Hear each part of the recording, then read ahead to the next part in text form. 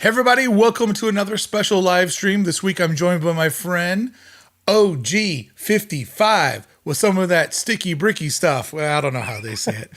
But what we're going to do today, if you're watching this on delay, we're basically going to treat tonight's live stream a bit like a podcast. I got a topic that I want to talk about with OG, and he's got some ideas as well. And then once we kind of lay down the premise of what we're talking about today, we'll take some comments from the audience. So therefore, if you're watching this on a delay, the first little bit will be just like listening to a podcast, hopefully a podcast that you enjoy. OG, how you doing, brother? I'm doing fantastic, Brickey. I appreciate you having me on. Always love nerding out with you. Love this stuff. I have a very, very busy week, and you just saying that you'll give me an hour of your time is the best gift that a friend could give me. So I appreciate it. Let's jump in. I don't want to waste anybody's time. So one of the kind of the mantra that I figured out for what I'm doing on YouTube over on the main channel, Hey Brickey, is I studied Disneyland's past so I can better predict its future. And it's a nice little catchphrase, but it actually is like ideas don't come from nowhere. And a corporation that's publicly traded like Disney, they rest on their laurels like we all do. And they want to figure out like what's going to be most successful based on our past successes. So it's not a rocket science. It's just look at trends and then figure out where could trends go. And I think a trend that we're seeing right now, because it's now happening 3 different times, and 3 times feels like a trend, but we saw Walt Disney get added to the Lincoln Theater at home at Disneyland on the 70th anniversary, a day that we got to hang out in the park together. Fantastic day. Then we saw the announcement that Walt was getting added to the Carousel of Progress at Magic Kingdom. Excellent addition. That's where he belongs. I'm so envious that A, they still have a Carousel of Progress, but yeah. B, that it'll now have Walt telling the story or maybe sharing something from the World's Fair. Excellent placement. And we see the horrible, worst spot of Disney World. Their version of our Hollywood backlot. The animation courtyard where dreams go to die. Launch Bay. We see that getting rethemed into an animation courtyard, unlike where it's at now, where it's going to look like the Disney studios not too far from where you live. They're doing the animation building that we can all see off the side of the 101. They're doing the, the sorcerer's hat. They're kind of taking the DNA of what we have here in Burbank, and they're Disney-fying it down to the point where the gateway that when you first walk in is a recreation of the gateway that Walt Disney would drive through to go to the studio lot every day. So kind of the idea that I'm planting here with OG55, make sure you follow him over on YouTube. He basically is the ringleader for the next generation of YouTube theme park stars. But the trend here is they're finally using the Disney IP as one of their theme park subject matters. I go to the licensing show in Las Vegas every year for work. When you see the Disney booth, which is invite only, they do this move where it says, the Walt Disney Corporation, and then underneath it they have like Star Wars, Marvel, Pixar, Disney, Nat Geo. And then that even gets compressed down even more to where there's like the Princess line, there's like the Cars line. There's so many different lines. And I've been wondering for a long time, when are they going to start to realize that one of the greatest stories that they own is their own story? The story of the Disney story, Walt's story, the story of the creation of Disneyland, the story of creating the studio, the 2 brothers. Like, when are they going to realize that's one of their best IPs? So we're now seeing some version of Walt in Burbank being used 3 different times. So my question for you is, do you think that this is an actual trend that I've spotted and that it's going to probably go further? And then once we have this discussion, along with the live audience we have joining us today, thank you so much, PDX Rides, for the super chat. Appreciate you. I'll get to your question in a moment when we open up talking to the audience. But I want to talk to the audience too. Like, let's dream a little bit today. How could the Disney IP be implemented in all seven domestic theme parks, counting one that doesn't even exist yet? So, OG, I've sort of laid out the premise for today's episode. Your turn. What do you think? Yeah, no, I think you are onto something 100%. We've seen them dip their toe into this a little bit back in 2012 with Buena Vista Street. Yep. Now, technically, that was Los Angeles, but it was very much I don't want to say maybe overlaid or had a hints and or tastes of that Disney IP in there, right? With the Yep. Walt story. The Carthay Circle obviously is very, very important to the Walt Disney Company. With that was where Snow White and the Seven Dwarfs premiered. So that Buena Vista Street, which is arguably probably next to Cars Land, the most successful part of that whole redo, Yeah. did very well. The nerds like us eat it up, and I feel like even the normies eat it up, right? Yeah. So I think they dipped their toe into this back then. They've seen the success there, and they're like, you know what? We have a lot of people. Disney's like a religion to a lot of people at this point. It's culturally so woven into who we are, especially in the westernized, culture and stuff like that, right? And I think they're like, okay, we have a very passionate fan base. They love the Disney history. They love the story. Walt is really what separates us from like Universal or us from like Paramount. Big time. Right? Lean into that. It's proven successful before in little like little tastes. Even the world of color in a lot of ways. They dipped into Disney history with even bringing that show very heavily tied to that classic TV show. You're absolutely right. So here's where I think the idea started with your summary of this and where it's going now. Because if we really want to trace the steps, the first idea of this was Disney or MGM Hollywood Studios, right? When they built a old Hollywood there on the main thoroughfare. And then when they needed to figure out, okay, what do we do to fix Disney California Adventure? They leaned on the California story. And it's weird because they chose Walt Disney's timeline, but didn't totally commit to a Disney story. Right. So we have the Hyperion Bridge, which is absolutely something that we cross over on our way to the studios. We have Atwater, paying homage to that neighborhood where a lot of the illustrators hung out. We put his parents' names on the building. So we're laying that Disney foundation, but they didn't go all the way. And I think that you bring up a great observation that, like, how do you get to some place? You put one toe in the water, then you get your whole foot in. You wait a little while till you get balls deep, because we know that's when you really feel the temperature.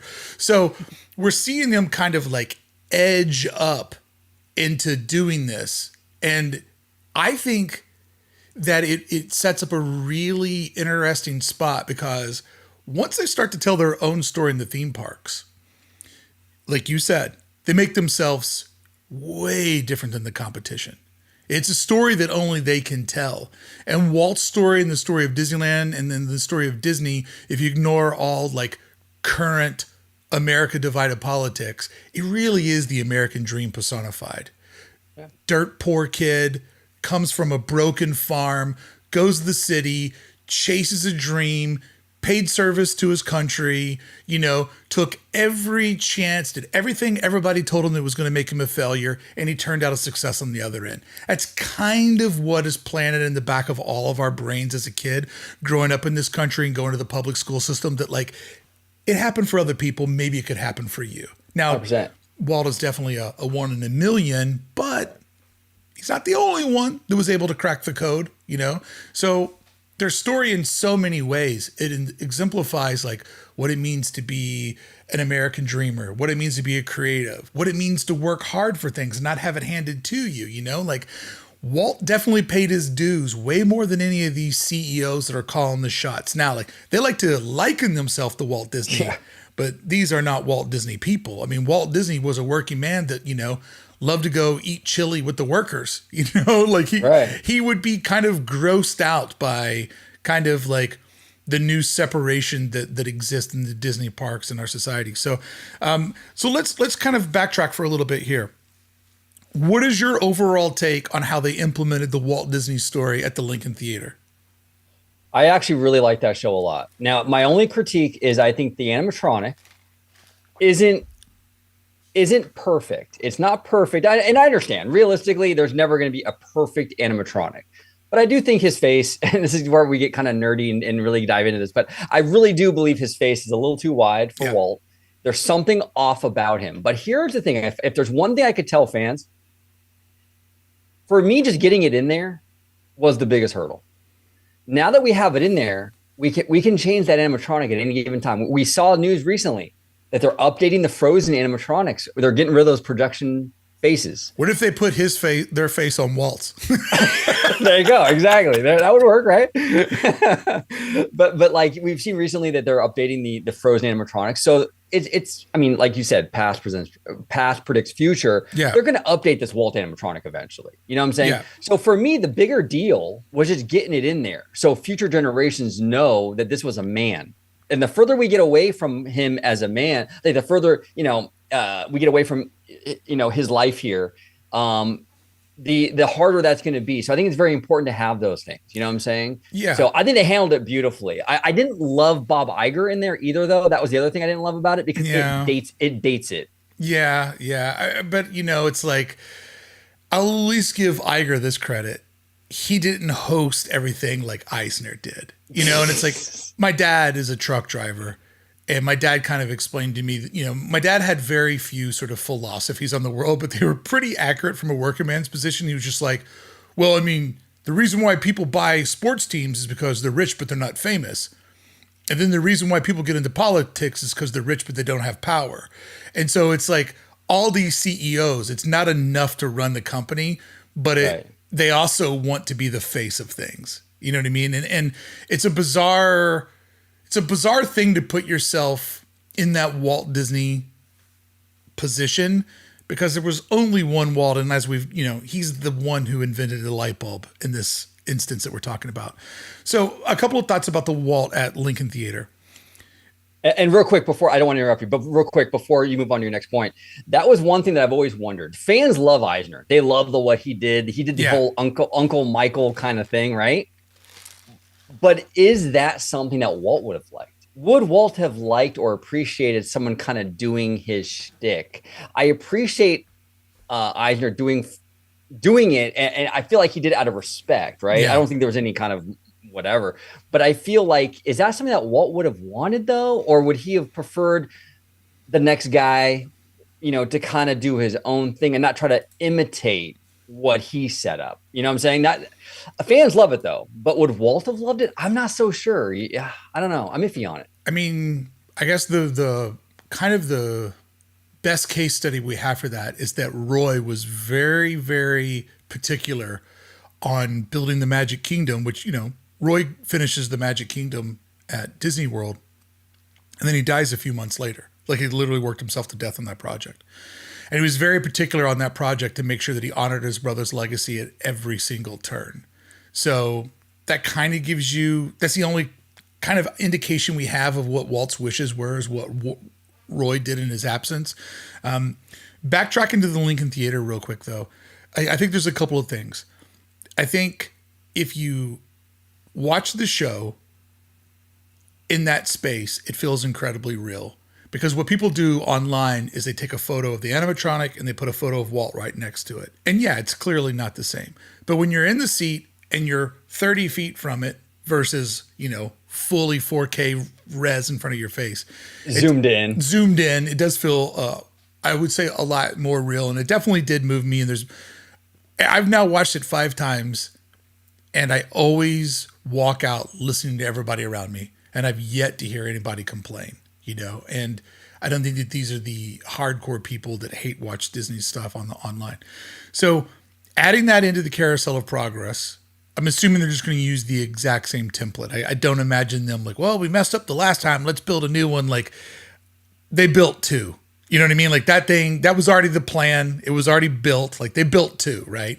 Yeah. And so there's just, Walt frozen in carbonite someplace else waiting to go on that stage. So what we see, though, about Walt at the Carousel of Progress, which is a very, very fascinating development, is that means the Carousel of Progress is going to stay at Magic Kingdom. And they have gone through Magic Kingdom's Tomorrowland, and they have retrofit a lot of the details to go back to that, like the white, the lack of, detail in lines. It got kind of rid of that cartoony steampunk stuff that showed up in the 90s that all looks like intros to like Fox Kids in the afternoon, like hoses and bright colors and like holes punched into everything. Like, it's just like design for the sake of design. Like, what the hell is this, and who designed it, and who did they design it for?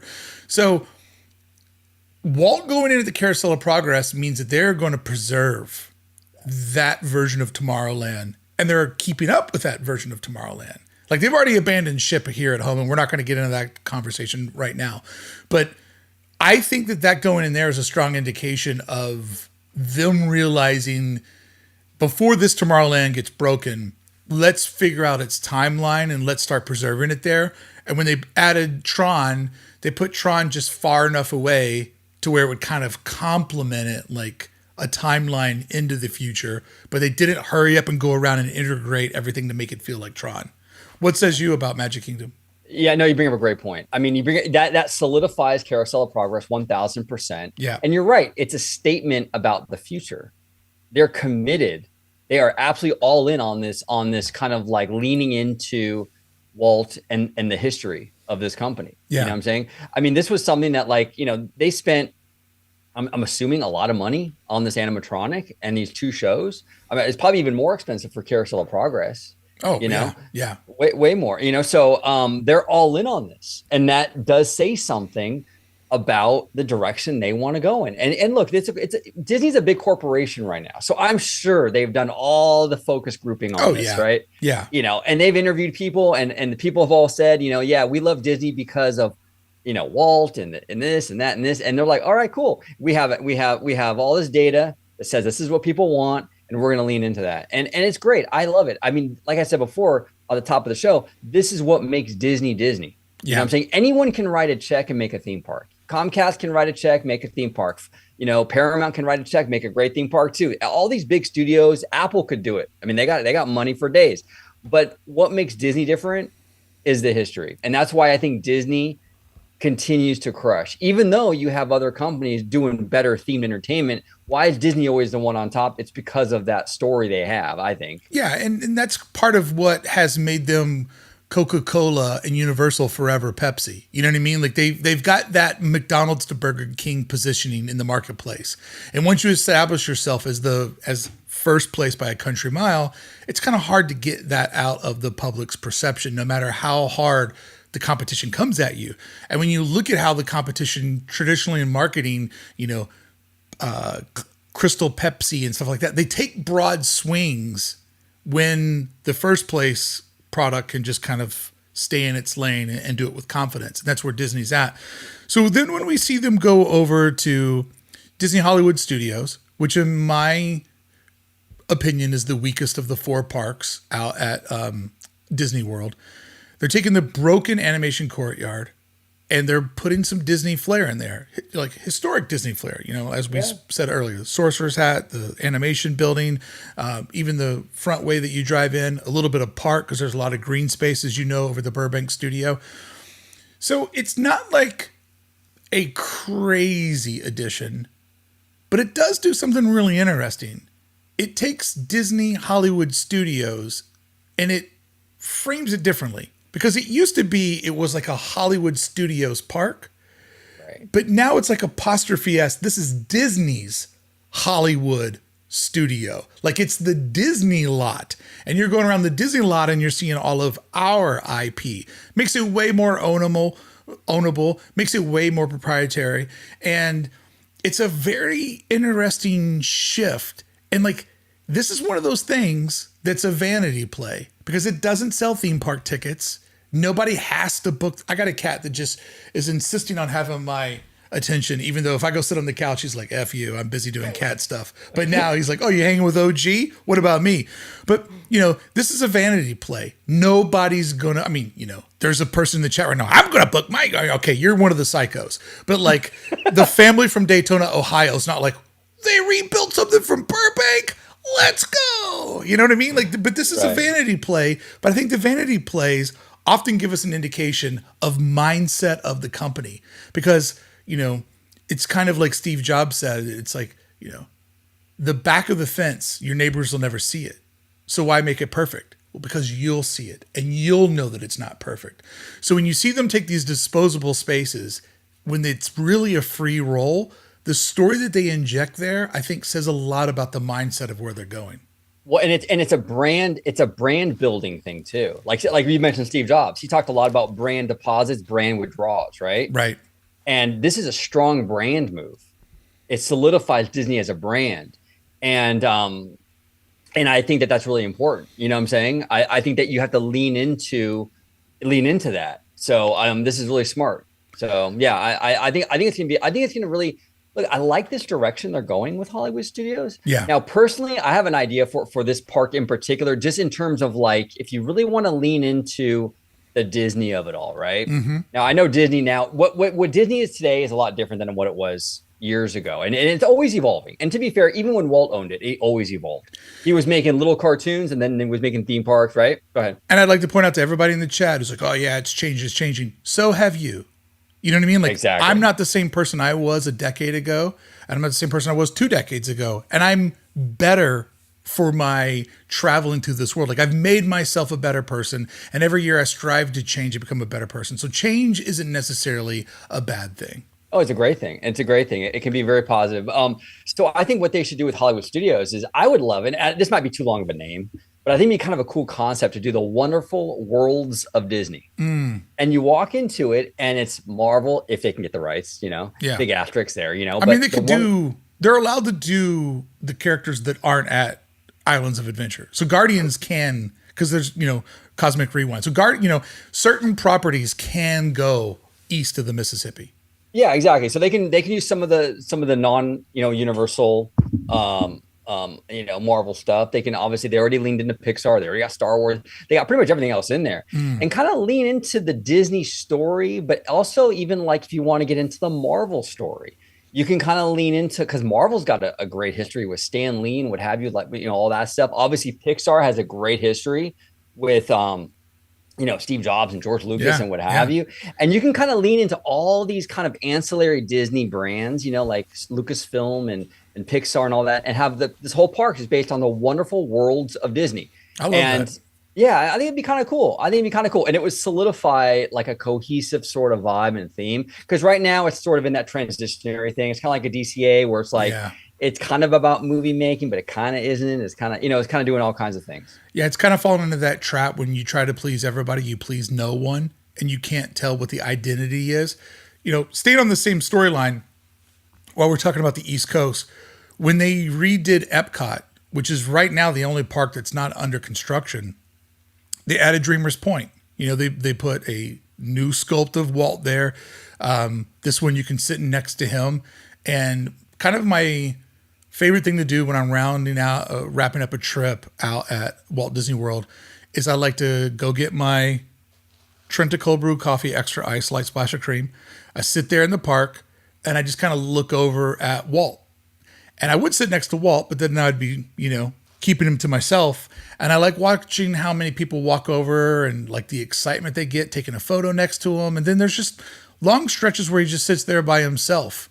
And I love seeing that there. And once again, that doesn't book a vacation, but that's how they're putting attention into the little spaces. That's how they're patching the cracks at the park with the Disney story. That makes me excited.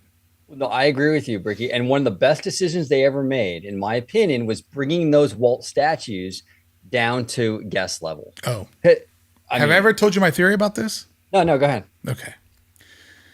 This is my theory for why the reinvention of DCA set up one of the greatest storylines. And I never read this anywhere. I'll always tell you if I learn something someplace and credit the author. Right. This is my original thought. So if you think about this, the line from Carthay Circle to Sleeping Beauty Castle is really the line of greatness, okay? So Carthay Circle is the humble beginnings, the first big at bat. That's Snow White, okay? Yeah. As we go over to the Walt statue, we see a young man who's on the ground who's approachable. So as we then fly directly in a straight line, what do we get to? We get to Sleeping Beauty Castle, Walt's last big at-bat. So you got his first creation and his final creation and a complete timeline. You have Walt on the ground who's completely approachable and humble, and then you have Walt up on a pedestal. And now we look up to him and we admire his work. But now let's go to the ground level, because now we're in Marceline at his humble beginnings. And then we end up in Hollywood when we cross back across the Esplanade to the beginning of the Disney we all know. So really, it creates an infinity loop of greatness that, you know what? We start someplace, we end up someplace, but somebody else goes on that exact same path and they take that journey. Oh, I love that, Brickey. I love it. That's the and you know what? I love that. I never noticed that before, and that's brilliant. And the thing is, too, that really shows you just how amazing the Imagineers who came up with this whole DCA redo, that part of it, I mean, what they did with this was nothing short of a miracle because that park was really struggling. It was really, they really had to come up with something. Yeah. And that was like such a perfect home run decision on so many levels. It made sense for California. It made sense for Disney and the Disney history, the Disney brand.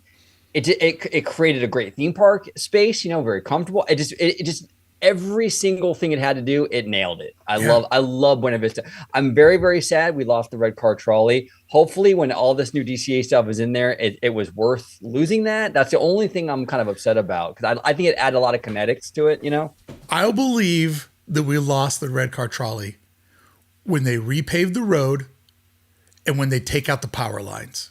Yeah, sure. As long as that grid is still hanging above the streets. There's a chance. So you saying I got a chance? Okay, so this is kind of an idea that I wanted to go with now that we've kind of set up this premise, and obviously I would love to see some ideas from the chat. And if you don't mind looking at the chat too, so we can. Yeah, I got it up right here. So awesome. I'm checking it out. I do want to thank Stu for the super chat for the cat. Thank you so much. That rhymes. That's amazing. And then I also want to thank Janice Chapman. She said, I appreciate you. And then I also want to thank PDX, who super chatted earlier and said, I might have to skip out for a bit, catch up later, but I know this will be a good one. Thanks for both of you. And OG, thank you for helping me out in this very, very busy time. This means a lot to me. And at the end of today's episode, I will announce the winning template for theme we're going to do on the vlog this week when I ask my audience for help to help me figure out where to go from here, because I'm just in a crazy time crunch. Okay, so here's some ideas I have on putting actual Disney into the parks in a more hardcore way. Now, I've told you before that my dream attraction for Disneyland is a Carolwood Pacific train, where we start out in Walt's backyard on the little train. It's kind of a story of Walt's, kind of the story of Disneyland. But you start out on the train, you ride around the backyard, you go through the famous tunnel that was designed to get around Lillian's garden, and you end up in Disneyland. And so on this ride, sitting on a little train, you actually ride through opening day 1955 Disneyland. And what this attraction does is, it informs people Walt was a real person. This was the only park he went to. He built it inside of a year, and he largely built it with his own money, okay? What this does is this teaches kids that the place that they're in is more than just cartoon characters. It's a special place. But also, dad with most expensive trip ever shirt on, it kind of tells him maybe I shouldn't be a jerk off today, and I should kind of enjoy that I'm walking through one of the greatest art installations ever. And this place that I'm in is one of the greatest examples of creativity that my country has ever produced. So it does create a learning curve. That attraction could also be duped and put either into the Magic Kingdom or maybe fit better at Disney Hollywood Studios. Now, I have another attraction that I want to drop on you because I've dropped that one on people before, but here's my idea. What if in Epcot they were to build a dark ride where you actually got to go into Walt's vision of Epcot? Oh, dude.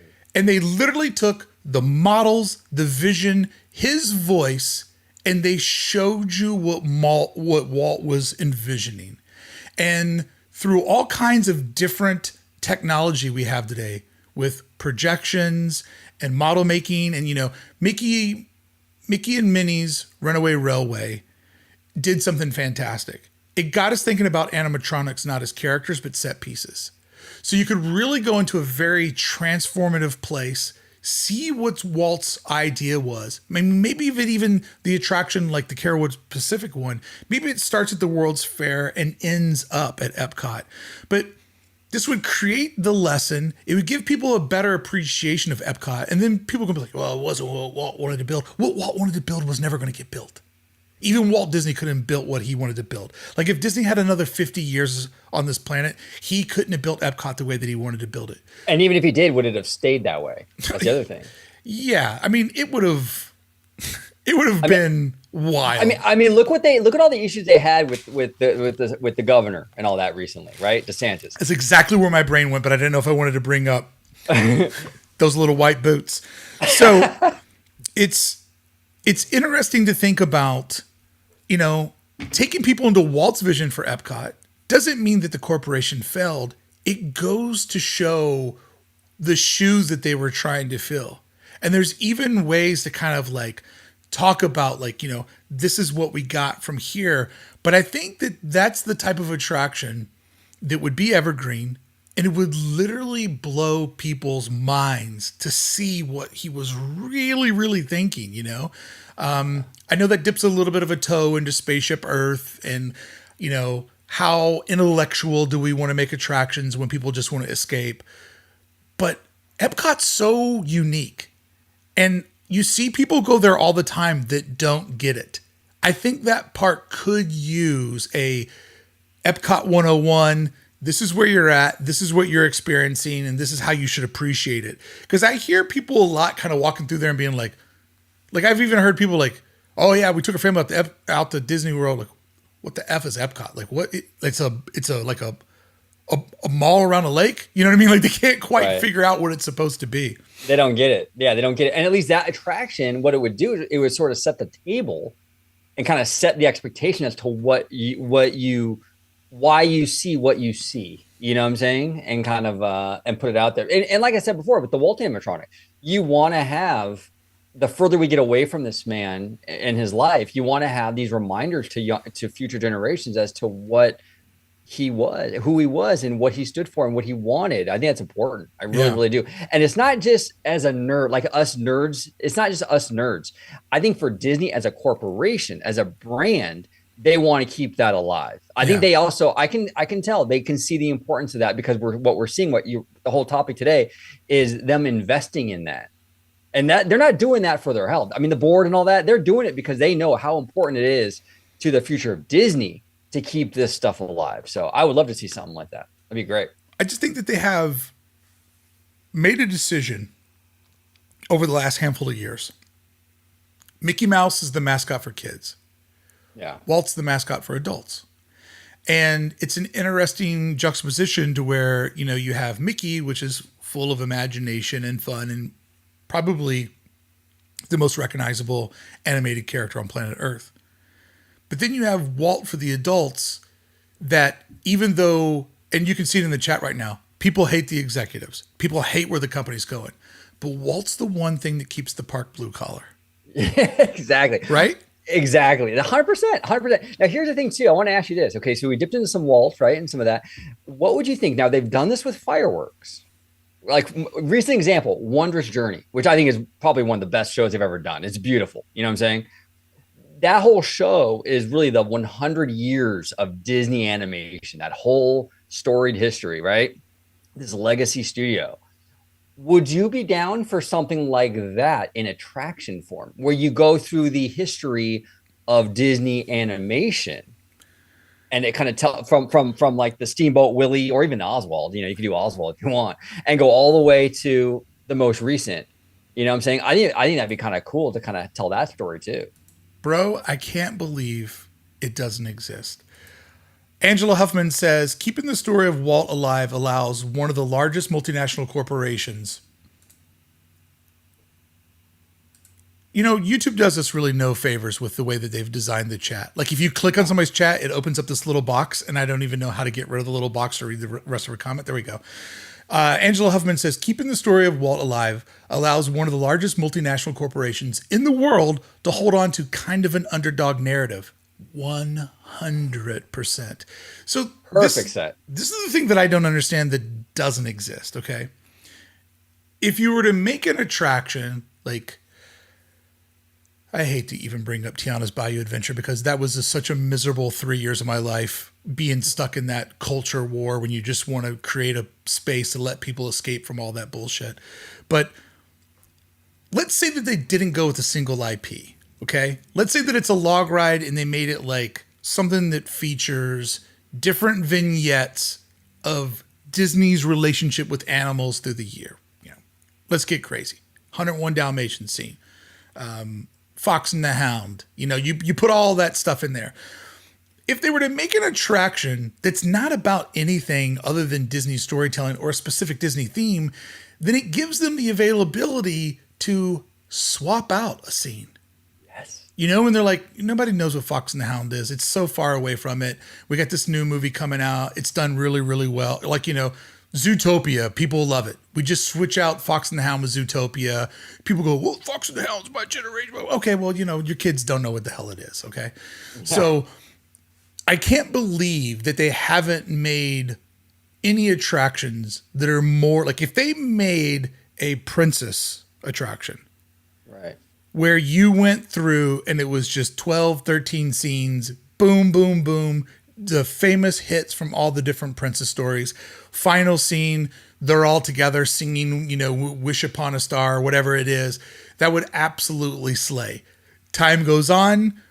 Elsa and Anna get added to the mix. They feel like they need to go in there. They go, who's our weak link? Pop her out. Bitch, you're on the bench. And so they put those two in there. I mean, I just can't believe that they haven't sort of done a greatest hits type of attraction yet. I'm shocked. I really am, because it plays to what their whole IP flywheel, right? Which is why I'm surprised they got rid of the Great Movie Ride for that same reason.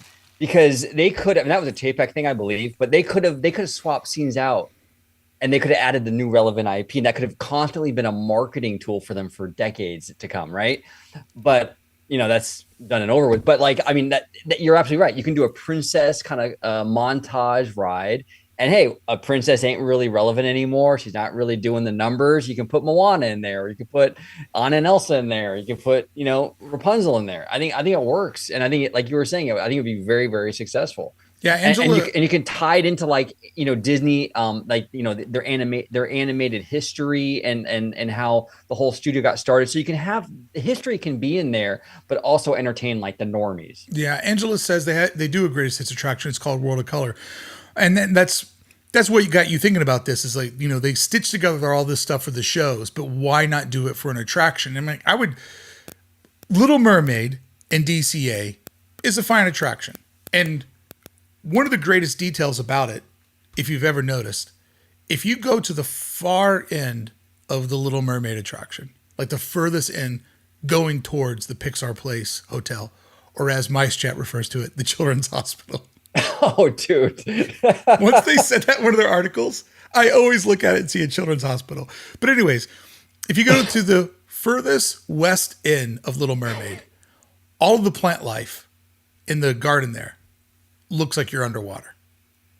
Yeah. It's fantastic. It's like such a great design detail. Okay. So Little Mermaid, ride. Like people were like, why are you putting it on Lightning Lane? It doesn't need to be on Lightning Lane. Like you're just trying to stretch your benefits. Right. Imagine if that ride, when you got into the clamshell, you went through each scene was a different banger, a different highlight from one of the movies. It would be slammed day in, day out. Oh, I'm telling you. And each scene can be one of the best songs from that particular movie. You know what I'm saying? And if people normally to go in there, they'd be singing, they'd be having a good time. I think that would be an absolute hit. And they've done it before with the shows. Come on, Disney.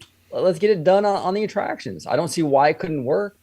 Yeah, I mean, it's interesting, though, because I think that something like this will be on the horizon when they get to a moment where they only have so much land. Right. And then it becomes, how do we tell as much as possible in a small space? I think that's when we kind of get to this. But right now, they still feel like they have room to grow.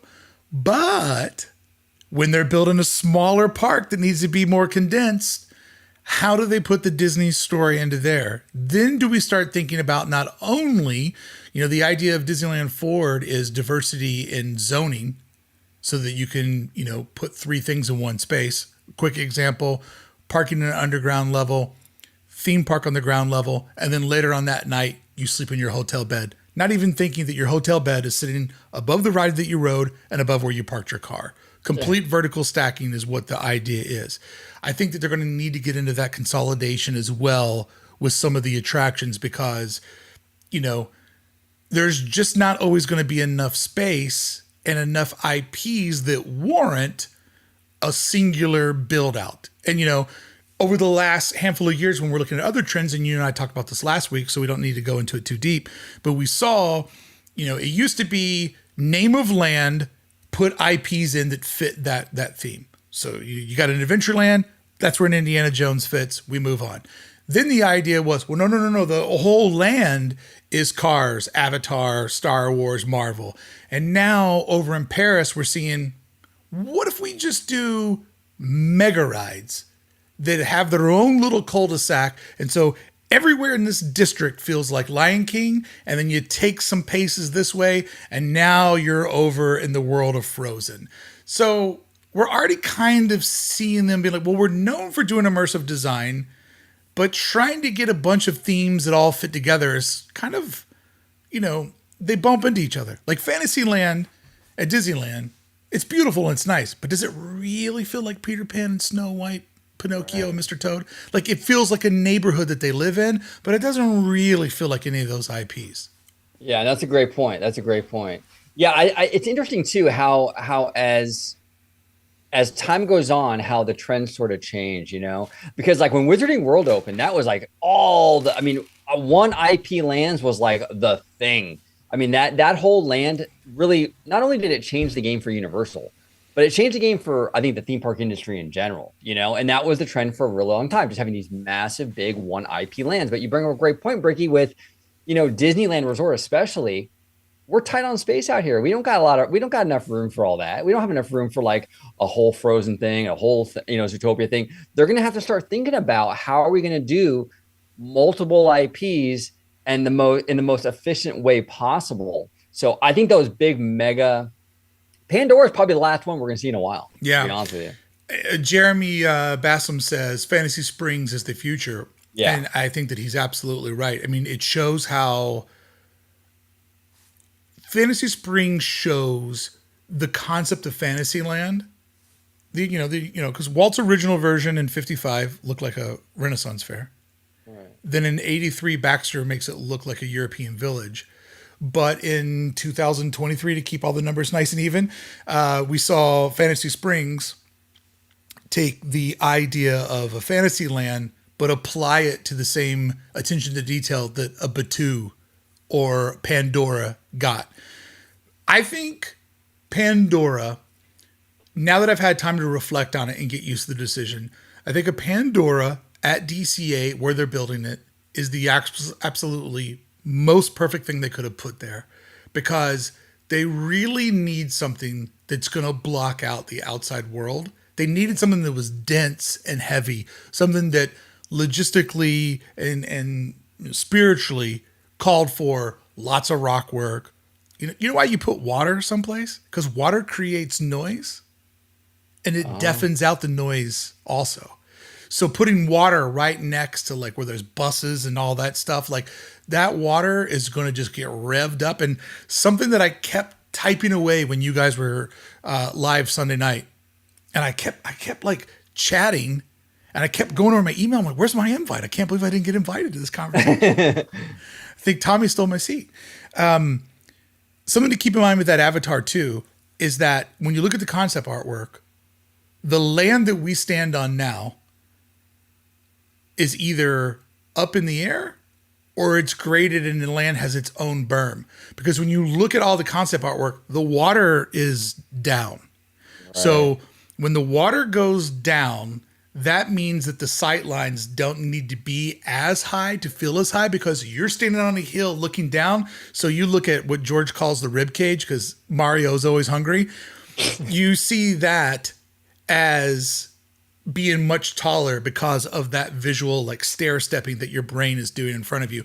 Also, when they paint those, they'll paint them more blue as they go back into his plate of ribs so that they look more further back. So anyways, they're getting into a spot though where Galaxy's Edge might end up being the last chapter in the mega one land or one IP land. Well, imagine if they would have taken the Fantasy Springs model when they built Batu. Imagine what different reception it would have had if you would have had a Star Wars land, but multiple eras in that one land. So instead of like, obviously it's all one IP still, but like with Fantasy Springs, you have Tangled and Peter Pan and what have you. In that kind of that same model, that Fantasy Springs model for Batu, you could have had a Batu with the OT, the original trilogy, the sequel trilogy, the prequels, and you probably would have had a different reception with fans, Yeah, I mean, what they did with Galaxy's Edge was smart, but sometimes smart doesn't play to the masses, because if you think about it, the land is a symbolism of Star Wars in many ways, okay? So you have First Order, Resistance, and the civilians in the middle. So what do you have? You have a trilogy of stories. What is Star Wars? 3 trilogies. 3 is the magic number. What do you have in a movie? 3 acts. What does Galaxy's Edge have? 3 acts. So in many ways, they relied upon the storytelling that made the movies and the overall template of, the original films, the prequels, and then the sequels. I don't know. It's too much for my brain to remember what all the things are called properly. So they followed a good template, and they had a great idea. But that's just one of those moments where when you're going to do, and like, I have a big presentation tomorrow, okay? One of the ideas that we're presenting is so out there. It's like way out there. But you got to show up with one idea that's like, hey, I'm going to call your bluff. You want something wild? This is wild. And I dare you to do it. And if they don't do it, then it suddenly makes the other like, okay, that was too crazy. So the idea we're going to go with, this now feels good because we've been to the edge and we didn't want to go to the edge. But what Disney did was they decided to go to the edge. But the problem is when you go to the edge, you got to be like my friends over at Liquid Death. You got to fully commit. Yeah. You don't call your company Liquid Death and be like, it's really good water. It's murder your thirst. And all of your ads are crazy. And you give away a jet and you do all this insane stuff, and you stay in that mindset of insanity. What Disney did was they picked the wild option and then they got cold feet at the end and they pulled it back. So what do you end up with? A really great concept, poor execution. No, well said. Exactly. And one of the things, I don't want to get too far off the beaten path, but I do want to say one thing too. Where is the path? I don't even know where we're going now. Yeah. But I actually really, and this might be an unpopular opinion, but I actually like the fact that they created a new planet. I think there would have been major design issues and logistical issues with trying to recreate, like, say, Tatooine or these planets that exist in the movie space, right? Because, for example, what works in a movie doesn't necessarily work in a theme park. Yeah. Your theme park is going to want to have shade. You're going to want to have water, and it has to be comfortable for people to like walk through. Building a Tatooine would have made Tatooine, and it just was like, come on, sand and hot and no trees anywhere. Like, well, that's what you guys wanted. It would have been like everybody come out of there all burnt with like those chap lips and like the white lines around their eyes. Oh my God, it would have been miserable. And so I think it was really smart, actually. Well, I mean, a lot of people don't agree, but like, I think that creating your own planet was smart because then you can tailor make it for a theme park. Yeah. It gave them the idea of that. It looked Star Wars, but was someplace different. So your expectations could be a little bit different. They made a big mistake though, replicating it, because the original idea was that every Disney park was going to get a different Galaxy's Edge. And so therefore you would be incentivized to go to Hollywood Studios so you could see the other port. And then you would want to go to Paris to see the other port. So as you traveled around the world going to Disney parks, it was like you're traveling around the galaxy going to these different ports. And it would have been great for fandom because there had been people that had the pins that like, I've been to all of them, and like, that's not a brand that really resonates with Asian audiences, so I don't know that we'll ever get a Galaxy's Edge over there, especially since ours wasn't received too well over here. But between the 3 parks that Disney owns outright, that was the idea, is that you were going to go to these different parks and you would go to the different spaceports. But like I said, they chose the wild card idea and then they pulled out on the last minute. And, you know, that's just not how it's supposed to go. But kind of getting back to our concept, and then we'll use our last minutes talking to the audience. I think the fact that, you know, as you pointed out, they did this with Buena Vista Street. They've now done it with, or it will be done with 2 Walt Disney animatronics. We see this move over at Hollywood Studios. They put another Walt statue in Epcot to put a little bit of him inside of his dream. So they're definitely playing with it. And they're playing with it in a really interesting way to where, as I've said a couple times now, this is what they do with the transitional spaces. It's not the money makers. It's not the things you book a trip for. It's the transitional places. And the way that you tell a good story is with good transitions. Because if you don't have a good transition, you lose people. And that's why today's video is sponsored by, I don't have a sponsor, but that would have been a good spot to put a sponsor in. Would have been perfect. But no, you're right. You fill in the gaps with this kind of thing. You know, it's just enough for the, like you were saying, those transitions. But it's also a brand building thing where you're keeping the history alive. And that's really Disney's kind of like overall money maker, you know, and yeah, I think that's what you do. And hopefully we see more of this. Yeah. I mean, I want to see more of it at DCA if we keep the California theme, you know, but I want to see more of this at DCA. I would love to see, we are going to get a third park eventually. I would love to see some of this sprinkled into that. So, I mean, doing it in California has the really great opportunity to tell the story where it happened, but they might be a little apprehensive because, like, well, we have Disneyland, which is Walt's proof of concept, and we already did a little bit of this over in DCA, and the third park really needs to have a different identity, you know, like, because sure. Like I said in my video, I don't even remember which one it was now, but each park needs to stand independently so that people perceive it as, oh, I need to book a 7-day vacation so I can have 2 days experience in each park. Like, you know, Walt Disney World's charm is all 4 parks offer something uniquely different. So you feel like if you're going there for your family's first trip ever, you got to at least have enough days because, well, we want to see the animals. We'll go to Animal Kingdom, even though it's kind of the weaker park to some people, you know? So Raccoon CD, which always confuses me because it's like he's got a Roadrunner for his avatar. So, like, I'm dyslexic and I'm reading the word. It's probably not even raccoon. It's probably raccoon. He says, my worry for the future of art and entertainment is poor execution being baked into concepts. Well, for the future of art and entertainment, it's going to get interesting because there are so many tools to make creation more easier than ever. The bar to entry is so low, but the audience is smarter than ever, and the audience is pickier than ever. And we now live in an attention economy. So even though tools like AI and different, you know, things you can do, I mean, there's kids right now that are sitting at their dinner table on an iPad that are making a movie, and they're just doing it for fun.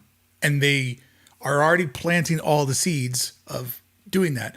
So the bar to entry to creation is lower than it's ever been, and it's only going to get lower and lower. But at the same time, expectations and the savviness of the audience and the attention economy is only going to get higher and higher and higher. So what will happen is, Raccoon CD, you will have more bullshit than ever. But things like Adolescence will still rise to the top because that series over on Netflix was so groundbreaking, so different that it created a water cooler movement. Why? Or water cooler moment. Why? Because it broke through. Did you see Adolescence at all, OG? I have not, no. I'll give you a quick summary. They take a really horrible thing that this young kid got involved in. They take this story and they divide it up into 4 different hours over this, like, story. A crime happened, and so they kind of visit it in 4 different chapters of the crime. Each episode is one shot. Wow. No trick photography, one shot. To the point where when you watch how it's made, there's literally like a cameraman walking backwards when the kid's in school. He goes over to the window, hands it to another guy that attaches it to a drone, and the camera goes across the parking lot to the dad who's on another location. Like, wow. They drive a car across town and go to a store, which means for the last 20 minutes, there was actors in the store just being like, They're going to be here soon. They're going to be here soon. And if one person makes a mistake, they have to reshoot the entire episode. Aside from that, groundbreaking acting is one of the most powerful things I've seen in a long time. A really great story that broke through, and they use a lot of modern technology to make it. They use drones, they use all the modern technology, but it broke through because it was a great idea with even better execution. So Raccoon CD, you're absolutely right. There will be more shit, but the cream will always rise to the top. 100%, 100%. And to add to that, in this new world we're entering, this new era of AI, right? And everything you can generate anything right now in a matter of seconds. Authenticity is going to rise to the top too. I think that authenticity is the thing that people are going to be really looking out for. So yes, there's going to be a bunch of AI stuff. You're probably going to see AI content creators, AI this, AI that. But authenticity, real people, human beings, that's what's really going to sell in the future, I believe. You know what I'm saying? AI is almost creating like almost like a counter programming kind of moment. Yeah. Right. It's kind of interesting. Yeah. I mean, here's the thing about AI, and this is my stance on it, that if you use it as a tool, then you're going to build something and it's powerful. If you use AI as a crutch, it's only going to make you weaker. Yeah. And I think that we will clearly be able to see people that use it as the lazy way around versus people that like, oh, I've got this new tool that will empower me to do even more at a production level that I was never capable of doing, you know? Right. But it is definitely creating like, we live in scary times. Like, I'm only 50 and the world is insanely different from when I was a kid. And the last 10 years are even more insanely different than when I was 40, you know? And the acceleration of AI and seeing, you know, now you watch a vertical toilet content and you see something wild. And the first thing you do is you go to the comments. So people are like, yeah, that's AI. That's AI. But there's still people that don't get it. Like, that bear is really on the trampoline, you know? So we're really getting into a weird moment. And it's going to be interesting to see, you know, like Disney's tried to double dip. They've used AI, but then they've also sued the AI companies. Right. So it really gets into an interesting spot of where this is all going. And, you know, are people fascinated? Do they want an AI actress or, you know, musician? Like how far are people willing to go? Like, the thing that always made Gorillaz cool is that it was Damien from Blur. You know what I mean? And there was like a real band behind the idea of Gorillaz. I don't know. It's going to be really, really interesting, but I'm definitely keeping my mind open to this technology because it's not going to go away. No, it's not. And you're right. There is nuance to this stuff. And that's the problem with a lot of the AI debates is a lot of people you see online or whatever, it's either they're all in or they're all out. I'm very much a gray kind of guy when it comes to AI. I agree with you. I think there is absolutely room for AI. I think it can augment or accent creativity in a huge way. I never made my own thumbnails. I've been doing YouTube now for 9 years. I've never made my own thumbnails. I know I talked to you about it a while ago. Yeah, you did. And I appreciate you because you gave me a lot of great advice. And I've never I've always, you know, cut and paste and did this whole thing, but now it's AI. Now I can do AI. So I haven't taken away any jobs because I was doing my own stuff before, but I think for certain things, I don't think AI is appropriate, but for certain things it is, right? So you can kind of utilize AI and in certain ways in that creative process. And then you can say, hey, you know what, maybe for that thing though, it doesn't really work, right? So there is nuance to this stuff. It's a balancing act. That's why the AI conversation is so interesting because there is so much like middle ground there. Yeah. It's kind of hard to like, it's not like a yes or no or a black and white situation at all. And that's why it's very difficult for these studios and even the audience to figure out like, what do we do here? You know? Well, we're writing and rewriting the rules so quickly that nobody really knows where the proper stance is. You know, getting back to your idea of you using AI for thumbnails. So let's break this down. Your channel doesn't make the type of money for you to hire somebody to do Photoshop covers. Somebody 100%. Goes, well, I bet there's somebody who'd like to do it to get their art out there. Okay, let's think about that. Every time you make a video, you got to call this person who's doing it as a volunteer basis. You're like, I need this in an hour. So that person has to stop their life and get you a thumbnail inside the hour. So having a bud do it for free is not practical at all. So let's use AI in this case study. You hated making thumbnails, but you love making videos. So now you prompt, you make a cover. It's done inside 5-10 minutes. So what does the world get from you? More videos. And you're Right. busy posting almost every single day, hosting a roundtable of lots of different creators, having lots of amazing conversations. So all it does is it empowers you to do more of what you want to do, and it takes the shit off of your plate. And nobody's losing a job whatsoever. 100%. I personally know how to illustrate, and I also know how to animate. I had a job doing animation at the turn of the century. I don't have time to sit down and fully render concept artwork for one of my videos, because to do it properly, that is an entire day and a half for me to make that artwork. I'm not going to do that for a 5-second clip. No. But what I do, and people don't understand this, like, I can't watch your videos anymore, Brickey, use AI. I'm like, well, let me explain to you how I actually do it. I sit down and I make a rough sketch of what I want. And then I attach to that rough sketch samples of different type of Disney artwork. And I say, I want the monorail going across a land bridge with the keyhole in it. And I basically sit down and I make like a 10-minute, 15-minute rough. And then I send that over to AI. And then we collaborate together on getting that to happen.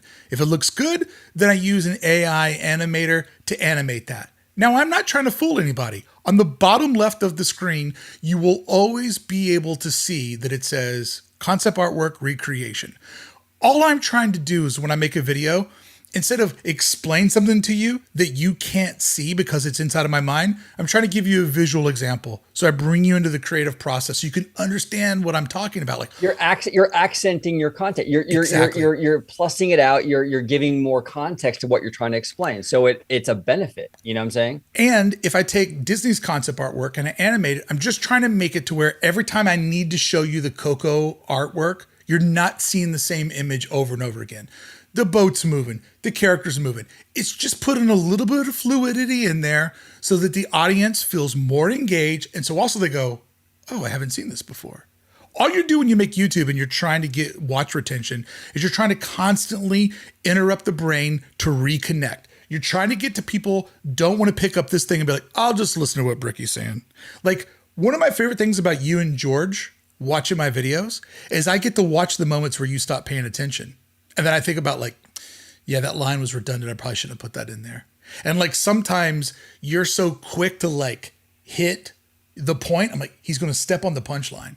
And then you'll hit play and then I make a joke and then you're like, oh shit, I stepped on it. So like, it's fascinating to watch you guys consume my content because all I'm ever trying to do is make the most dense video that tells the most information that is the easiest for people to follow. And then I get people go, I really thought you were better than AI, Brickey. Well, don't, because I'm going to use every tool I can get my hands on to tell the best story as efficiently as possible. I know how to animate. I know how to illustrate. No effing way am I going to spend 2 days to do it for a 5-second part of a video. Yeah, no, 100%, 100%. And that's why this AI conversation is such a case. It's almost really case by case. And AI is not all bad and it's not all good. And there is a place for it, Sure. you know? And I think as a society, I think we need to learn that because I get comments like that too. You know what I'm saying? It's like, no, I'm going to use AI. I make content every single day. I'm going to use AI in my thumbnails to get more videos out. That I'm not an artist. I'm a content creator. So the thumbnail isn't something that I need to necessarily, you know, it's more so if I can get my thumbnail good with AI and get another video out, it makes sense for me. And for you, it makes sense because it gives you visual representation of what you're describing. So we're accenting our content, our product where, you know, it makes sense. So I mean, I'm basically like a hobbyist Imagineer, you know, and I have like the qualifications to work for Disney. Like I could apply for that job if I wanted to. It doesn't sound like a fun job to me, but I have those qualifications. So essentially what I'm trying to do on a shoestring budget is just give people, like, the world is so dark, okay? The world is dark and it doesn't feel like the light's going to get turned on anytime soon. So all I'm trying to do is give people once a week a 20-minute escape into their imagination to go, oh, what if the Springfield and the Simpsons did come to how would that work? Would I like that? No, I don't like that. Or maybe if I listen to Brickey, it's not about the Simpsons, but like think about Springfield and how much they put into a small space. So like what properties well, that's kind of what Disney did with Zootopia. So Springfield kind of showed the case study for Zootopia. You know, it's just like I want to give people a space to escape. And I'm going to do that with every tool possible to tell that story. But let's run you as a case story because you're not suffering through 90 minutes making a thumbnail that, let's be honest, probably isn't going to be very successful for you. What if this shortcut gets you faster down the path? Because I remember when you hit 5,000 subscribers, you got to 8,000 way faster than you got to 5,000. Like the last three have gone fast. Yeah. So let's say that it just keeps going and going and you keep growing and growing. This little shortcut might actually be the way for you to bring somebody on the staff that could do you better thumbnails, that do tell the story better. Because you might be able to pick up a junior editor that goes, you know what, I can also do thumbnails and like, you know, not for nothing, but some of these aren't exactly accurate. You know, the dinosaur running through and it says theme parking, like, hear me out. Maybe I can make something a little bit better for you on today's episode, you know, but it gets you to that. By the way, Kiki and Luca say, love you, OG. And they give you kissy face, heart eyeball face, love face, and fire emoji. So I think that means that you're like hot. And then they just, when they say, we love you, Brickey, it's like old piece of wood emoji, flat tire emoji, can of oil emoji, dirty leprechaun emoji. And then Petey says, how long did they have the idea of Lion King? Could they not have built that instead of Tiana? I mean, if you don't care about theme, you could throw the Lion King in the bayou. Right. Yeah, exactly. I mean, honestly, I think Tiana's worked perfectly for Disneyland in terms of theme. And I think it really was created initially for Disneyland. It was clear that it was really tailor made for our park. And then they try to figure it out over there in Florida after the fact. Yeah. You know? And they were just like, yo, we can not build a splash mountain in Europe and we cannot do it today. So how do we make a waterfall ride? What is the property that we use? And like, could there be a waterfall in the desert? Because like, is there a waterfall in The Lion King? I haven't watched it since I was like. There's that one scene with Can You Feel the Love Tonight where Simba and Nala are like romping through that like rainforesty part. But it was separate from Pride Rock, which is kind of confusing because the attraction has water going down Pride Rock. You want to know how old I am? Oh. I went to Lion King on a date. Oh, nice. And had sex that night. So that just goes to show you how old I am. It was like, that's from my childhood. I'm like, bro. Toy Story 1, Lion King, those are date movies for me. Oh, I love it. Joey Sardone says, AI is no substitute for creativity, but there definitely is room for tools that help people lacking that inane ability to articulate their stories and contributions to the conversation, especially visually.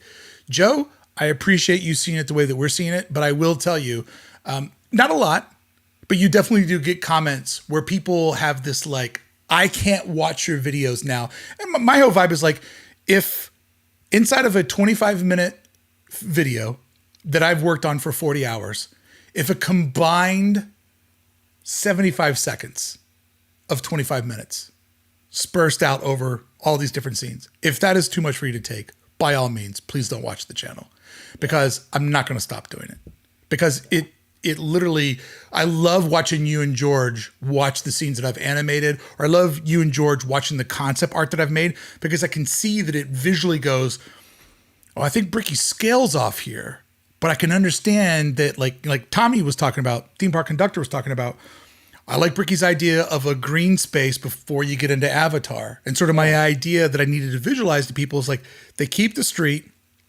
you go into a park, like an LA type park, then the park leaves you over to the tunnels. The tunnel gets you underneath the monorail, and that's where Avatar begins. So it's just like urban, green space, outer space. Just kind of like how we get into Star Wars Galaxy's Edge. Because when you just like stroll straight into Witch Boy World at Hollywood Studios. I'm telling you. It's crazy, dude. And now when you go in there and you spin around and you just see the Fast and the Furious mural, there's like that dude who's always standing in front of the train and it's just like cars like doing street takeovers over his shoulder. I love it. I love it. But you know what's funny is that's what makes Universal like so crazy and fun. because it is so it's so obnoxious It's sometimes. so LA. Oh, it's so LA. It's Yeah, so it's LA. great. Angela Huffman says, "We love you, Brickey," and she gave me these emojis. Are you ready? Ready. Trash can emoji, dumpster emoji, raccoon with rabies emoji. Didn't even, I guess you got to hold down the option key to get that one. And then it has old boot emoji, sock with toe hanging out emoji, and then stink lines. So thank you so much. I love it. All right. I think that we have done our job here. Let me go over and give everybody the results to the poll that we took over on Hey Brickey when I said, what theme would you guys like for me to capture? OG, as I told you before we got started, I'm in a very, very busy part of things right now. And so I told everybody, I'm like, I kind of need to get the main channel caught up. And to do so, I need to like lay low and just kind of pick like a mellow theme. And so I laid out to everybody, I'm like, here's 3 themes that I thought of. Let me know what you guys think. And then to give a sort of perk to my Magic Brickey holders, which by the way, you got to love the branding of that, right? Love it. Love it. When that came up the first time and you and George, you just paused and you're just like, that's so good. It works so beautifully. You know what I'm saying? So I told my Magic Brickeys holders, I said, look, you swore an oath to the channel when you signed up that you would always represent the Hey Brickey mindset and the Brickey vlog mindset. So please read the comments in this video, and it got a lot of them. And keep in mind that when you vote, you not only vote for you, but you vote for your constituents. So it was like the comment section is people trying to get the members to vote the way they wanted to vote. It was really, really fun. So coming in at last place, we'll do this Casey Kasem style. Coming in at last place with only 9%, I pitched to the audience. I gave them an elevator pitch and then a pro and a con. Elevator pitch, beach week. I live blocks from the beach in Long Beach. There's always something happening down there. It's always wild. There's people doing beachy things, and then there's people that are on the edge of humanity. Some people took it the wrong way and thought it'd be depressing. I'll let you know right now, friends, I'm never filming a homeless person or an unhoused person. I'm never filming anybody who's down on their luck. I'm never filming anybody who's disabled. Like, that is not funny to me. It is absolutely heartbreaking, and my videos will never show you that. When I say the edge of humanity, there is a dude who's taken a one-wheel OG and he's mounted a lawn chair on it. And he looks like the RCA ad of the guy being blown away. And he just rocks a one-wheel with a lawn chair on it. Like, that's the type of stuff. I want to go to the pier and interview people that are fishing and be like, food or for fun? And just talk to them about like, what are you doing with the fish that you're pulling off the Long Beach pier? You know? Oh, I love that. I love it. You know what? That's great too. I like that concept of kind of getting involved in the community, asking people their thoughts on things. I love that. Yeah. I absolutely love that. I love interviewing people, and I well experienced at it. So beach week, that was the elevator pitch. Pro, right down the street from my house, you're always going to catch something different. Con, it's always available. We don't have to do it today. It's like a lot like fishing. You don't know what you're going to catch. And also I could get shot. That got 9%. Now, 26%. I thought this would be the last one. I pitched this one last. Office week. Film here in my office, using my whiteboard, kind of breaking down like some of the design stuff, business stuff, talking about the channel, creator stuff, you know, taking questions from the audience. You know, I've lived a wild life. I've followed passion over profitability. Like, I've from professional podcaster, professional guy in a band, professional artist, professional content creator. Like, I have literally just done so much wild stuff, and I've met so many amazing people. My knowledge bank on creativity is insane from my podcast alone. 1,901 episodes. I've interviewed so many people about creativity. So I said I could do an office week. I'm like, upside is I can do it right here. Downside is it might be boring for some people. It might eliminate some people that don't want to think. They just want to do fun stuff. And I could probably also get shot because Larry's trigger happy. And then that got 26%. That shocked me. But before I give you the grand prize winner, and people already know this because there was only 3, the comments were so great. The people that were like, I love the office stuff, that really felt good to me because those were the most personal videos, and that's why I do them the least, because I don't want to bore people. But it felt really good to see how many people just like are on this journey with me. And the beach week, it just showed like a lot of people just want to go out and experience things and have fun. But the number one that won was Halloween walk week, where I'm just going to go through the neighborhood. film some of my neighbors like insane Halloween decorations. And I always kind of have this idea, OG. By the way, that one won by 66%. And the upside was it's seasonal. It's got the short shelf life, so should probably do it now if I'm going to do it. And the downside was might get shot because I'm filming people's front yards at night. But here is the hold on, I lost my live stream page. Let me get there. It is. But here is the idea. I've totally lost my train of thought when I was looking for that page. What was I just saying? I hardly ever lose my train of thought. The Halloween concept. You were going to explain.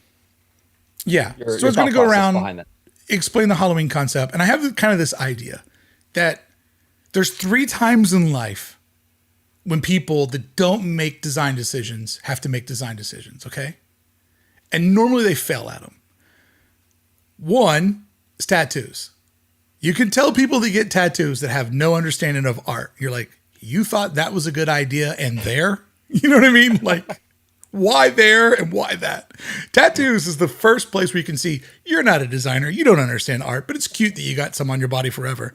Number 2, bumper stickers. Why there? And why at that angle? Like you had this whole car, and guess what? Cars are, other than the Nissan Cube, cars are always symmetric. And you decided to put it here and at this angle? Like you missed the window, you missed the bumper. Like I'm so stoked that your kid does well in school, but why is that sticker there? And then the third one, when normal people that aren't designers make the design decisions, Christmas and Halloween decorations. Oh yeah. Like, oh, so you didn't have enough lights to do all the windows, so you just let the strand like in halfway through the 4th window. I love it. I love it. Oh my God.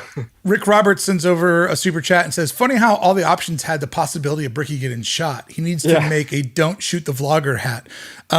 Beth was like, I didn't watch your video because she doesn't support me. But Beth goes, I didn't watch your latest video, but why are all the comments saying Brickey don't get shot? She's like, what in the hell are you getting up to? Oh, that's great. That's fantastic. All right, man. This was an awesome conversation. Thank you so much for bailing me out while I'm super busy. I wanted to do a more complicated Halloween video. Those just take time. And so this is going to count as the live stream for this week. Vinton Solars, thank you so much for the super. They do this. They hit me with the supers at the end because they know that I'll stay. And so they just they grease me up. I'm like, please don't go, girl. Yeah, it's like this.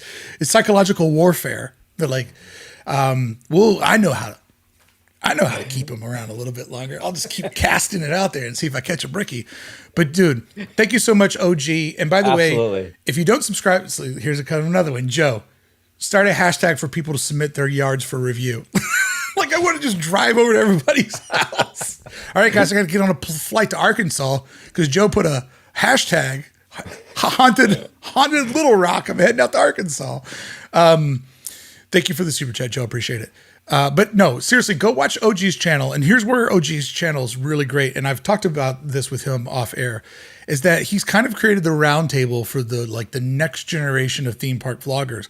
But not the type of theme park vloggers are like, oh my God, check out this new popcorn bucket. And the popcorn is so delicious. It's pickle flavored. More of the people that care about the design, the architecture, kind of where it's going. The most sort of like vloggy one, the famous one is Little Italiano Georgie. That's the only real content creator that you have over there. That's the only real star, and it's just because he's so charming that, you just look into his little meatball eyes and you fall in love every time. But other than big time Hollywood George, who, by the way, I asked to join us today. Oh, I'd like to, Brickey, but I got to go to a hockey game. I know. I know. Kids are in town, baby. I love that about George. But other than George, who you should also follow, OG does a really good job of creating these round tables where it's him and lots of different creators. Sometimes he has Walt Disney World creators on, people from the East Coast. But it creates these really fun round tables where they get into different topics, they get into different things, and they go deep. They get into the nuance of it all. So make sure you check out his channel. And if you miss one of his shows live, one of the cool things about it, and this is how I consume it a lot of times, is you can literally put his show on, in particular if it's him and George, you can put it on and just listen to it like a podcast. Like if you're looking for a good Disney podcast, my man has basically made one. And it's fun because you get to learn lots of the different people, the different personalities, and then you can kind of figure out like, is there some new channels you want to go do? So OG, keep it up, man. I love what you're doing for the community. And I know all those guys really appreciate kind of the home that you've made for the Island of Misfit theme park vlogger toys. Yes, yes. Well, thank you, Brickey. I appreciate you, man. Always a good time talking shop with you. I love nerding out. I could do this for hours. I love deep diving into this stuff and really getting into the design work and the speculation. It's fun. It's fun, dude. It flexes that imagination muscle that when you're an adult you don't get to use enough. Stu. So someone just reeled you back in. Stu is the Hail Mary at the end. Like sometimes I'll be like, bye everybody. And like I sign off and I see it go by and I'm like, ha ha, I got away from you. Oh man. Oh, Stu. Joe said, at Brickey Vlog, come compete in our Imagineering contest. What do I win? A job in Imagineering? Because I don't want to compete if that's what the prize is. It's so funny, OG. People are always like, I bet you, Brickey, you should go work for them. I'm like, I think this is more fun. You know, like if I work for Imagineering, I'd probably get like put in a small team that does a small part of big projects, and I'd have all of the realities of clients and due dates and timelines. Like I get to sit on the sidelines and just call the cheap shots. This is what I would have done. This is what they should have done. Like I get to have all the fun with none of the responsibility, you know? And 100%. It's like, I work inside the creative world right now. I have to, you know, manage clients' expectations. And, you know, I enjoy the challenge of it, but please keep in mind that when I was an illustrator for Disney, I worked for them for 2 years, long enough to say that I did it, and then I just resigned because I didn't want to do it long enough to hate it. And I just wanted to be like, I worked for them. I was a good enough of an illustrator to be a part of that. I got to draw Sleeping Beauty Castle, the train station, Fantasyland, Tower of Terror, Mark Twain. Like I hit off all my favorites, and then I'm like, peace, I'm out of here. You know, they're like, you don't want any more projects? I go, no, this has been fun, but I think that I'm moving on. They're like, wait, nobody ever quits. And I'm just like, no, I'm good. So, you know, what I'm doing right now, this is exactly where I want to be. So you can always trust my content because I'm not auditioning for a job within the company. Yeah. I'm not auditioning to be on their influencers list. They'll never pick me by 1,000 years. So I'm doing this because I love it, and I'm going to do it as long as they allow me to do it. And let's be honest, Disney does allow us to do this. They do turn a blind eye to things, and I'm very appreciative that they allow us to do this. But in no way am I ever auditioning for a job at Disney. So you can always trust my content because it's real opinions, and that's what I like about you guys too. You keep it real. You know, there's a lot of people where it's like you can tell they're either A, auditioning to work for the company, or B, they're like, I want to get on the media list. And I think the media list is the kiss of death. Yeah, no, I love not being on the media list. I gotta be honest. I love just being this fan who a lifelong fan. I've always been into this stuff. When I was a kid, I was reading the newspaper every day, looking at the Disney stock, you know, and going through the news articles and reading all that. You know, I love this stuff. And That's so great. To have like now with social media, to have an ability now to talk to like-minded people, hundreds or thousands of like-minded people, is a lot of fun for me. Yeah. But if you get on the media list though, it's harder to do that stuff because then they start to tell you what to say or how, you know, you can't do this, you can't do that. The worst, you know, is that your audience sees that you're on the media list and they know that you got that credential, and then you say something and you don't get invited back, and then everybody knows that you got kicked off, right? Like there's a real perception thing to being in the pedigree of doing that, but then people kind of got to be like, whoa, I remember what his opinions used to be. But now they're a little, you know, and like to Disney's credit, you know, they did do something I think that was really bold in the last couple of years. They did allow people to be on the media list that are not always positive of them. Like my friends over at Walt Disney World News Today, WDWNT. Yeah, he's on there. And I was surprised too. That happened like maybe like a year and a half, 2 years ago or something like that. And I think that shows a healthy company where they're like, we also want the people that critique us and keep us honest. I think that shows. So, you know, I mean, who knows? It's not impossible, but I could literally see me being like a one and done. They're like, hey, we just built a new store outside the Haunted Mansion and we want you to come review it. Which, by the way, if there's one thing that cast members come up to me and say in the park all the time is like, hey, thanks for giving them hell on that Haunted Mansion store. I don't know what. Yeah, that was like, for me, it was just, I don't want to get too much in the weeds with this, but it was just the size of it and the positioning of it. I don't mind the building itself, but bring it down. It wasn't put in the right spot, is basically, and it's too big. Yeah, Angela said, especially after the review of the putt-putt. That was so bad. At the Pixar Hotel? Oh, bro, try hard. The thing about the Haunted Mansion building is it could be that size and it could be placed there if it was actually designed to be a part of the theme park. Right. And not Roller Coaster Tycoon drop a shop down in the map and be like, now it's there, like, because then you can do your forced perspective and you can make it look like it fits in. Yes.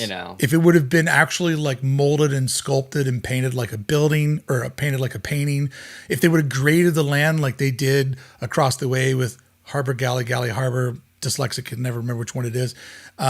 There's ways that it could have been done right, but because they didn't do it right, they instantly had to go in and paint it. They did all the suggestions that I said, not because I said them, but because it was the right thing to do. And it flooded the first time it rained because they didn't put it in properly. So, measure twice, cut once. That's kind of a good rule to live by. All right, we're now doing a second episode. I got to go film Halloween decorations tonight. I think that's what I'm doing in the next 30 minutes. Oof. Don't get shot. Don't get shot. I promise nothing.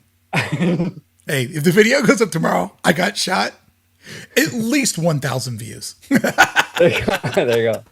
100%. All right, everybody, have a great night. Thank you so much, OG. I appreciate everybody for showing up. Absolutely. And I'll see you here, I don't know, tomorrow if I don't get shot. Or maybe I'll see you in the hospital tomorrow and show you the bullet. Or maybe I die. Maybe this is it. I don't think I need to see the next 50 years. If the last 5 are any indication, I don't need to see the next 50. Oh, look, Joe. There you go. At Brickey Vlog, I sent you a brief. Thanks, you guys. Thanks. This was super fun. Glad everybody had fun. This was really, really great time. See you when I die.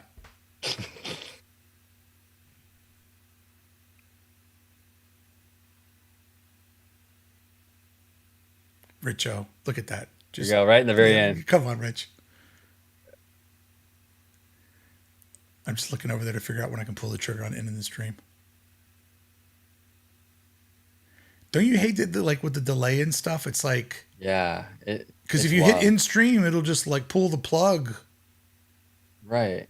Like right on in the middle of the line, Right, exactly. I guess the end stream button is like, somebody like your wife walks in the room naked. You're like, oh God, end the stream. Like, I guess that's what it's there for. Am I still going? Is there that much delay? Yeah, it looks like you're still going. I'm watching you down here on my phone. Yeah, still going. Man, that guy never shuts up. I normally chat's still going strong too.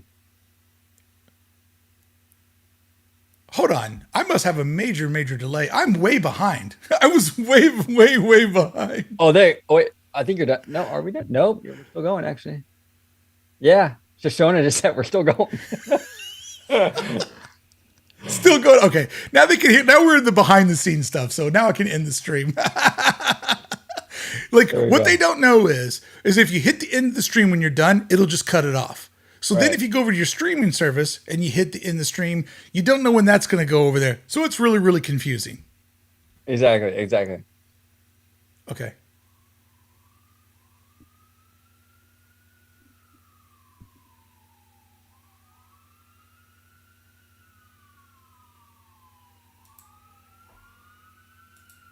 All right.